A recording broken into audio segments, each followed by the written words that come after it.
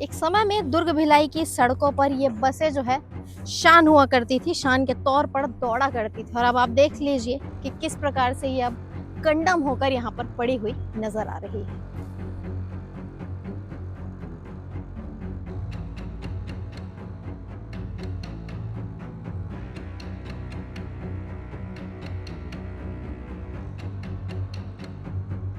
सबसे ज्यादा अगर कोई राहगीर या कोई मुसाफिर सिटी बस का उपयोग करते थे तो वो थी महिलाएं, खासकर वो महिलाएं जिनके घरों में दोपहिया वाहन नहीं थे।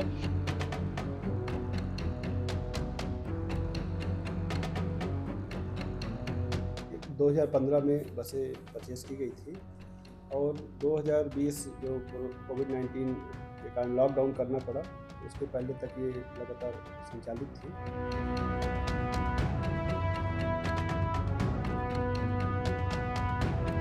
कोविड के बाद से जब बसेस खड़ी हुई है तो वो फिर हमारे प्रोविंसेस में थी।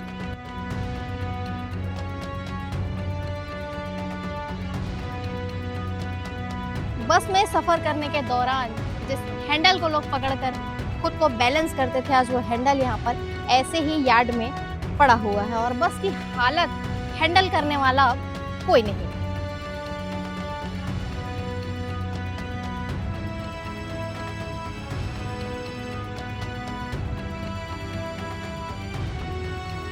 आखिरकार ऐसा क्यों हुआ? तो आइए जानते हैं इन बसों के यहाँ पर खड़े होने के पीछे की कहानी क्या है। क्या आप सभी को याद है कि 2016 के समय में दुर्ग जिले में सिटी बसें चलती थी। दुर्ग के आसपास के क्षेत्रों में आपने देखा होगा कि सफेद कलर की सुंदर सी लंबी सी एक बस जो सिटी बस थी और दुर्ग भिलाई की सड़कों पर दौड़ती थी। आसपास के क्षेत्रों में भी ये बसें चल रही थी और राज्य शासन और केंद्र शासन के द्वारा ये योजना लाई गई थी कि कम कीमत पर यात्रियों को जो है परिवहन की सुविधा प्रदान की जा सके। लेकिन जिस बस से इस समय मैं उतर रही हूँ ये वही बसें हैं जिनकी हालत अब इतनी ज़्यादा कंडम हो चुकी है।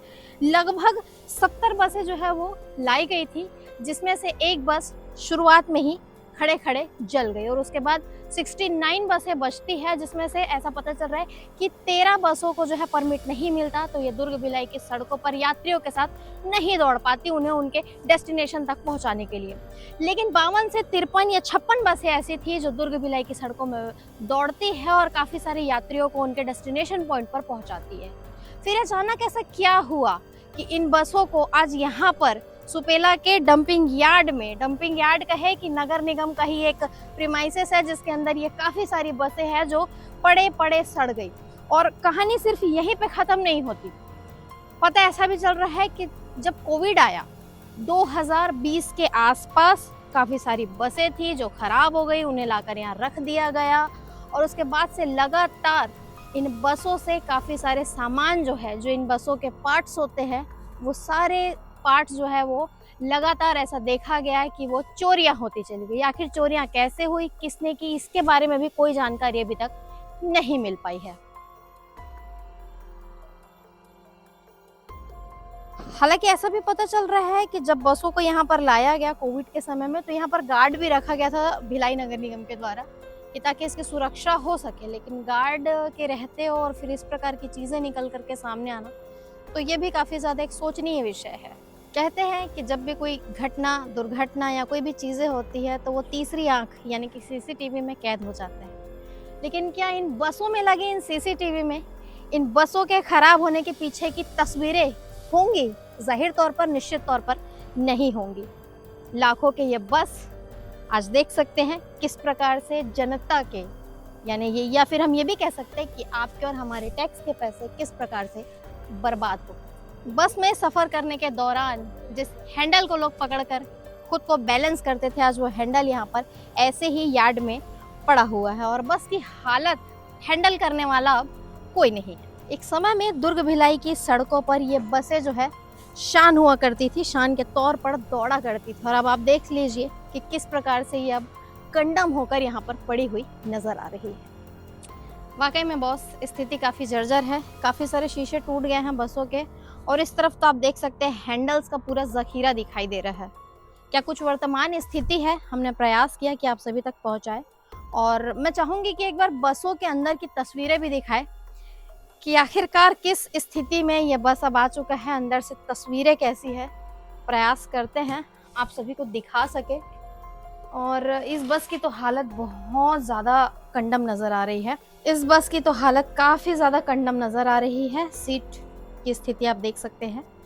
और ये बस में लिखा है कुम्हारी से सोमनी, यानी कि ये जो बस थी ये कुम्हारी से सोमनी तक के दौड़ा करती थी, जिसमें बाकायदा लिखा है via Charoda, Bhilai 3, power house, Supela, Nehru Nagar, Durg bus stand, collectorate, Indira market, station, Rajendra park, chowk है ना, बस स्टैंड, पुलगांव, अंजोरा, सोमनी, काफ़ी सारी चीज़ें लिखी है। तो चलिए इससे ये तो समझ आए कि ये बस किस रास्ते में दौड़ा करती थी।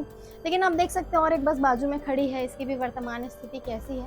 तो बसों की स्थिति फिलहाल काफ़ी ज़्यादा कंडम नज़र आ रही है। 2015 में इन बसों को खरीदा गया और 2016 में दुर्गंबा नामक एक फर्म को इन बसों को चलाने का टेंडर दिया गया और 2016 में ही ये बसें जो है सड़कों पर दौड़ती नजर आई। उस समय में सबसे ज़्यादा अगर कोई राहगीर या कोई मुसाफिर सिटी बस का उपयोग करते थे तो वो थी महिलाएं, खासकर वो महिलाएं जिनके घरों में दोपहिया वाहन नहीं थे या जिन्हें चलाना नहीं आता था, तो उनके लिए काफ़ी ज़्यादा सुगम हो गया था। और दूसरा जो है वो स्टूडेंट्स के लिए काफ़ी वरदान ये उस समय में साबित हुआ था, क्योंकि बहुत से स्टूडेंट्स खासकर कॉलेज स्कूल आने जाने के लिए इन बसों का ही इस्तेमाल किया करते थे। फिर अचानक से एक समय आता है कोरोना काल का, और कोरोना काल के समय में ये पता चल रहा है कि ये जो बसें हैं ये अचानक से खड़ी हो जाती है। और ये भी है क्योंकि कोरोना काल 2020 में आया था, लेकिन 21 के समय में ये बसें खड़ी हो गई। और जिस कंपनी को मतलब जिस दुर्गंबा के नाम से टेंडर दिया गया था उनकी भी अचानक से मृत्यु हो जाती है, और उसके बाद से ये बसें यहीं पर पड़े पड़े सड़ने लगती है। अब 2022 में फिर से इन बसों का टेंडर निकाला गया। रिलायंस टूर एंड ट्रेवल को जो है टेंडर मिलता है, और उस समय में जब इसकी वैल्यूएशन निकाली जाती है तो पता चलता है कि लगभग 7 करोड़ 13 लाख रुपए में इन बसों का टेंडर जो है वो दे दिया जाता है। लेकिन इसमें सबसे महत्वपूर्ण बात यह है कि जब इन बसों को खरीदा गया था उस समय में इन बसों की कीमत 27 करोड़ रुपए थी। और अब आप सोचिए कि 2022 में इन बसों की कीमत हो जाती है 7 करोड़ और लगभग 13 लाख रुपए।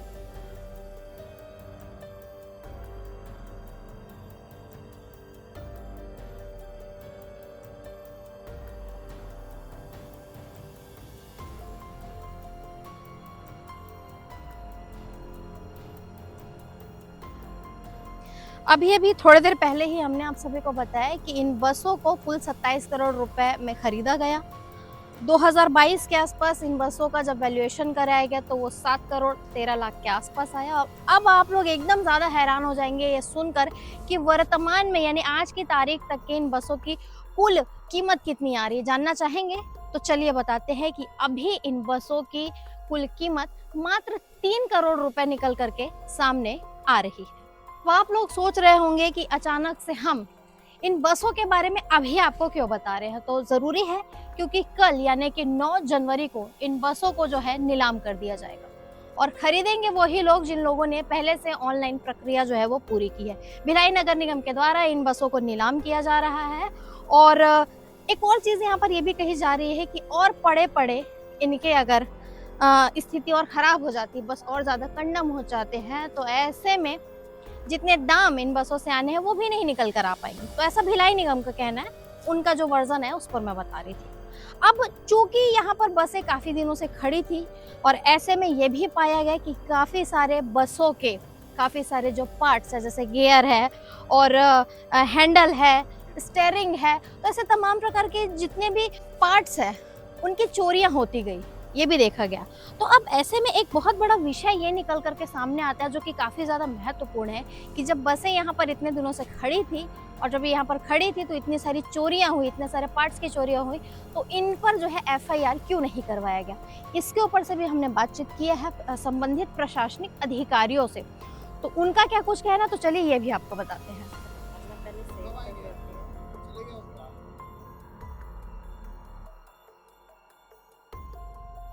निगम लगभग 20 करोड़ के आसपास की बसों की नीलामी करने जा रहा है। बड़ी बात तो ये इतना सारा सामान चोरी हो गया, आज तक निगम ने FIR नहीं। दुख की बात है, ये निगम को करना चाहिए और निगम का प्रशासन जैसा चल रहा है मैं उससे इत्तेफाक मैं कहूँगा कि उचित नहीं है। और जिस तरीके से लगातार वहाँ की खबरें आती हैं, पीलिया की बहुत सारी खबरें आती हैं, ये भी बातें आती है जनता और जनप्रतिनिधियों के बीच से कि जो नगर निगम प्रशासन है वो जनप्रतिनिधियों की बात नहीं सुनता है। तो ये सारी चीज़ें ठीक नहीं है, जनता के लिए काम करना चाहिए उनको। देखिए, नगर निगम के नज़र में वो कंडम होगी, लेकिन शहर के लिए शहर में एक साल भी ये संचालित नहीं हुई है। करोड़ों रुपए की संचित निधि और राज्य सरकार और केंद्र सरकार के करोड़ों रुपए का ये नीलामी करके भ्रष्टाचार को लीपापोती करने का काम नगर निगम के द्वारा किया जा रहा है। ऐसी क्या जल्दी थी? नगर निगम के आयुक्त के द्वारा थाना सुपेला में इसकी जांच कर इसके ऊपर कार्रवाई, संबंधित भ्रष्टाचार वाले अधिकारियों के खिलाफ कार्रवाई करने की मांग की गई और आज अचानक इस पूरे बसों की कंडम कह कर के नीलामी करा दिया जाना निश्चित एक बहुत बड़े भ्रष्टाचार को शांत करा देने वाला काम किया जा रहा है। तो इस प्रस्ताव के लिए एमआईसी में या समाज सभा में कुछ चर्चा हुई, या आप नेता प्रतिपक्ष हैं, आपसे कुछ चर्चा हुई? देखिए, बहुत बड़ा मामला है। इस पूरे मामले में जब नगर पालिका निगम की सामान्य सभा ने बड़े ही गर्व के साथ कि शहर के अंदर में बस संचालित होगी, सिटी बस संचालित होगी, गली गलियों में हमारे शहर के वासियों को बस का लाभ मिलेगा और कम लागत में खर्चे में लाभ मिलेगा। इस पूरे मामले को लेकर के भिलाई नगर पालिका निगम के मेयर इन काउंसिलिंग के द्वारा ये पूरा मामला सामान्य सभा में आया था और सामान्य सभा से अब स्वीकृति लेकर के संचित निधि का पैसा खर्च करके इस कार्य की योजना की। अरे ऐसा क्या हुआ? मैं पूछना चाहता हूँ शहर की सरकार से, इस नगर निगम के कमिश्नर से कि अगर मान लो कि आप नीलामी भी कराना चाहते हो तो करोड़ों की योजना है, सामान्य सभा क्यों नहीं लाए? सामान्य सभा में चर्चा कराइए, आखिर उसमें दोषी कौन है। अगर जो दोषी है उसको बचाने का प्रयास कर रही है तो निश्चित इस शहर की सरकार जिम्मेदार है, यहाँ के महापौर जिम्मेदार है, यहाँ के कमिश्नर जिम्मेदार है। मेरा आपके चैनल के मार्फत से पूरे भिलाई वासियों से मैं बताना चाहता हूँ, लगभग 50 से 60 करोड़ रुपए की योजना गवर्नमेंट का फंड है, राज्य सरकार का फंड है, सेंट्रल गवर्नमेंट का फंड है, नगर निगम का फंड है, संचित निधि का फंड है। अगर इसमें नीलामी करने का काम ये चालू किए हैं तो एक बहुत बड़े भ्रष्टाचार को उसका खात्मा करना चाह रहे हैं और शहर के लोगों को गुमराह करके, भिलाई नगर निगम के अधिकारियों को गुमराह करके एक शहर सरकार एक भ्रष्टाचार को बंद करना चाह रही है। इस प्रस्ताव को रोकने के लिए कुछ प्रयास करेगा विपक्ष? निश्चित इस पूरे मामले को लेके हम लोग भी पूरे पार्षदगण माननीय मुख्यमंत्री जी को लेटर लगाएंगे और नगर निगम के कमिश्नर को लेटर लगाएंगे और राज्य यहाँ के कलेक्टर को आवेदन करेंगे और भिलाई के घर घर तक ये भ्रष्टाचार पहुंचे, ऐसा हम एक अभियान छेड़ेंगे। तो चलिए अब आपको दिखाते हैं कि इस पूरे विषय को लेकर भिलाई नगर निगम के आयुक्त राजीव पांडे ने क्या कुछ बातें मीडिया के समक्ष में आज रखी है। देखिए, ये 2015 में बसें परचेज की गई थी और 2020 जो कोविड-19 के कारण लॉकडाउन करना पड़ा, उसके पहले तक ये लगातार संचालित थी और कोविड लॉकडाउन पीरियड में ये बसें संचालित नहीं हो पाई और इसी अवधि में जो निविदाकार थे जो संचालित कर रहे थे, जगदम्बा करके उनका नाम था, उनका निधन हो गया और निगम द्वारा कलेक्टर महोदय की अनुमति से उसका एसडी राशि राजसात किया गया और 2001 में टेंडर करके तो पूर्व में संचालित एजेंसी थी रिलायंस टूर एंड ट्रेवल्स, इनको संचालन का दायित्व सौंपा गया था, लेकिन इनके द्वारा ठीक से कार्रवाई नहीं किया गया और बसें संचालित ठीक से नहीं की गई, रखरखाव ठीक से नहीं किया गया। तो मेरे द्वारा इस विषय का संज्ञान लिया गया, हमने उनको नोटिस किया और जनवरी 2025 में हमने इनका टेंडर निरस्त कर दिया। इनका भी जो सुरक्षा निधि थी वो भी उसको भी राजसात किया और प्रॉपर एक मुख्य अभियंता जो हमारे मैकेनिकल इंजीनियर हैं उनके अध्यक्षता में हमने दल गठित किया और उसका वैल्यूएशन करवाया। तो वैल्यूएशन में जो राशि आई है उसके हिसाब से, क्योंकि बस किसी भी स्थिति में संचालित की जाने योग्य नहीं है और उनको नीलाम किया जाना, प्रॉपर खुली निविदा के माध्यम से नीलाम किया जाना ही अंतिम उचित विकल्प है। और जो राज्य शहरी विकास अभिकरण है उसके द्वारा भी निर्देश दिए गए हैं कि जो कंडम बसें हैं उनका राइट ऑफ करके नीलामी कार्रवाई किया जाए। तो हमारे द्वारा प्रॉपर प्रक्रिया का पालन करते हुए निविदा की कार्रवाई किया गया है और आपको बताना चाहेंगे कि 2 बार निविदा की कार्रवाई हम लोग कर चुके हैं। फर्स्ट और सेकंड कॉल हो चुका है और उसमें जो राशि आई है वो समुचित पर्याप्त नहीं पाई गई, इस कारण से हमने थर्ड कॉल कर रखा है। अंतिम निर्णय कलेक्टर महोदय के पास इसको रखेंगे। सर एक तरफ इस बस आने की बात चल रही है और 8 साल में ही 70 सिटी बस थे 13 बस जिसका उपयोग भी नहीं हुआ, तो क्या मानते हैं क्या कारण है कि कंडम हो गई खड़े खड़े? क्या सिक्योरिटी नहीं थी या फिर आप लोग विफल थे उसको सिक्योर करने में? यह कहना सही नहीं है कि संचालन नहीं हुआ है। 2015 से 2020 मार्च तक ये संचालन हुआ है। कोविड-19 पीरियड में बसें संचालित नहीं हो पाई और उसके बाद जो भी निविदाकारों को कार्य सौंपा गया वो कार्य करने में मतलब सफल नहीं हुए हैं, क्योंकि वो बसें वर्तमान में कंडम अवस्था में हैं, तो अपने पास कोई दूसरा विकल्प नहीं है कि उनको नीलामी करने के अलावा। बसें जो खड़ी है वहाँ पे पूरी कंडम स्थिति में है, इंजन गायब है, बहुत सारा सामान गायब है, चक्के गायब हैं। तो क्या किसी को जिम्मेदार ठहराया जा रहा है, किसी विभाग को उचित कार्यवाही इसके लिए की जा रही है या फिर कर्मचारियों से वसूली का कुछ प्रयास किया जा रहा है? देखिए, जनवरी 2025 में हमने रिलायंस टूर एंड ट्रेवल्स का निवेदन निरस्त किया है और जो टेंडर कंडीशंस है उसके अनुसार संबंधित रिलायंस टूर एंड ट्रेवल्स के ऊपर ही जिम्मेदारी थी, तो उसको हमने डिमांड नोटिस ही भेजा हुआ है ऑलरेडी। इसके अलावा सुरक्षा का जिम्मेदारी जो कंडम बस की सुरक्षा पूर्व में एक यहाँ साडा सुरक्षा गार्ड करके एजेंसी संचालित थी और कहीं ना कहीं उनके द्वारा भी लापरवाही किया गया है, तो उनका भी हमने निविदा समाप्त कर दिया है। नया एजेंसी वर्तमान में संचालित है। इसके अलावा जो भी व्यक्ति चोरी में शामिल रहे हों, हमारे द्वारा पूरा सभी गाड़ियों का जो भी 69 बसेस थी, एक एक गाड़ी का एक एक पार्ट का पूरा लेखा जोखा मुख्य अभियंता की अध्यक्षता में जो वैल्यूएशन कमेटी बनाई थी उसने पूरा उसमें लिखा है कि क्या है क्या नहीं है। तो ये समस्त जानकारी संकलित करते हुए संबंधित थाना प्रभारी को हमने भेजा हुआ है।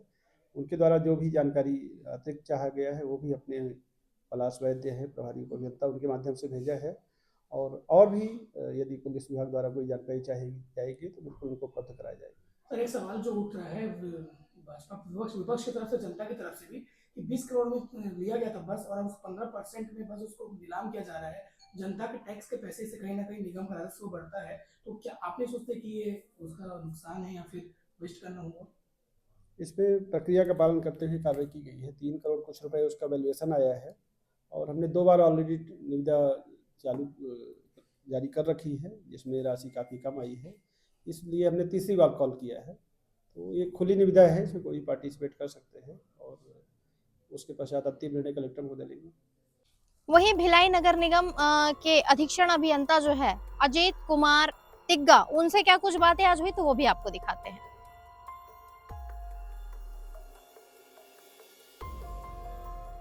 जानकारी सामने में आई कि अब तक एफआईआर नहीं हुई है, पुलिस प्रशासन का कहना यह है कि पर्याप्त जानकारी उनके पास नहीं सौंपी गई। क्या है विषय?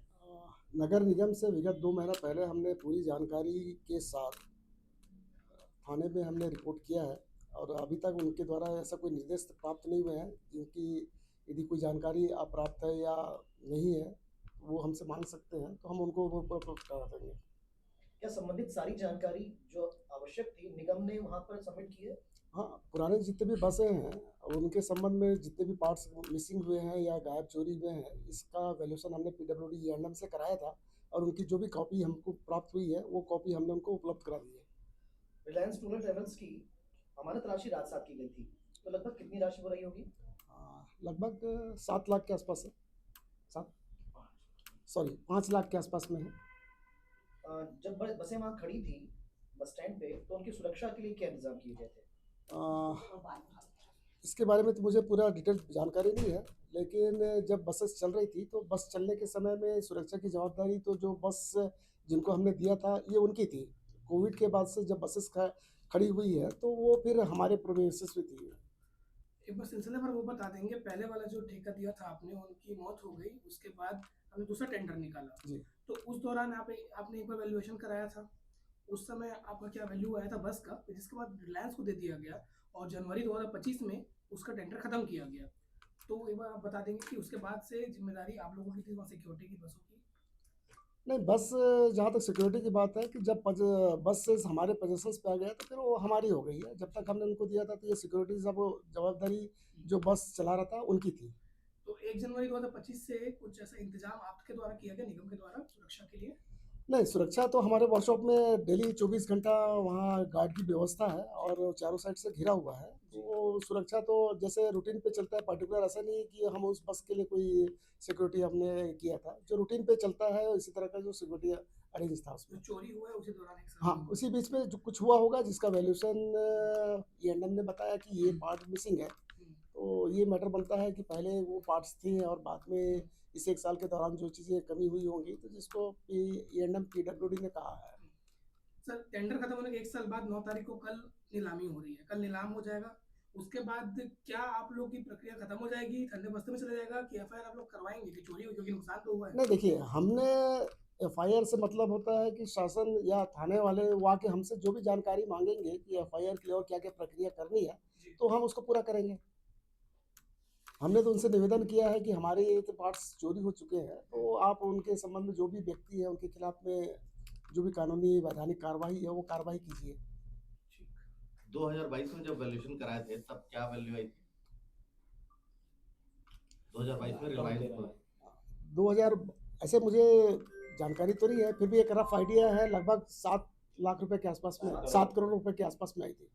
और अभी इसकी वैल्यूएशन क्या आई है? अभी इसकी वैल्यूएशन 1.5 करोड़ के आसपास, 3 करोड़ के आसपास। जैसा कि इन बसों के काफ़ी सारे पार्ट्स चोरी हुए ऐसा हमने आप सभी को बताया, तो इसके ऊपर से जब बातचीत करने का प्रयास किया तो नगर निगम का ऐसा कहना है कि उनके द्वारा जो है एफआईआर की मांग की गई थी। सुपेला थाना क्षेत्र अंतर्गत क्योंकि सारा ये मामला आता है तो सुपेला थाना में इनके द्वारा ज्ञापन भी दिया गया और इनके द्वारा जो है आवेदन भी दिया गया कि इस पर एफआईआर की जाए, लेकिन ऐसा नगर निगम का कहना, भिलाई नगर निगम का, कि आवेदन लिया गया लेकिन इसमें अभी तक के जो है एफआईआर नहीं हुई है।